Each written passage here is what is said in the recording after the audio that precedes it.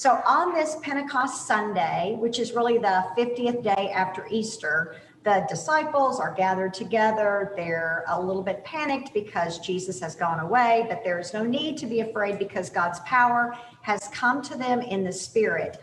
And that's what we hear today. And that's really what we hear for the next 6 months, because Pentecost is not just a day, it's a season. It takes us all the way until the first Sunday of Advent, November 28th this year. So we have this long season in which we are invited to think about how God's Spirit is stirring and moving us and calling us all to new life.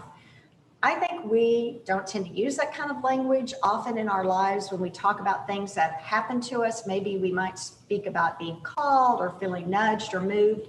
I took my very first call to a church in the fall of 1983 as a young youth minister at a new church. And with the exception of 3 years in an established church, all of my life has been in new churches.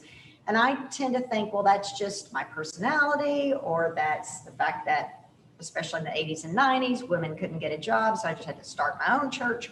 But it also might be the Spirit of God moving in me, right? The way God's Spirit shows up.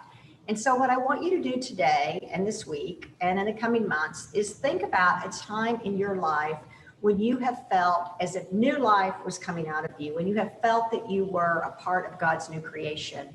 And try to be especially sensitive to that, especially as we age. It's one thing to think about our kids graduating and what's their passion, but the older you get, the more you really have to stay tuned into where is God showing up in your life and where is God's Spirit moving and coming out in fresh ways.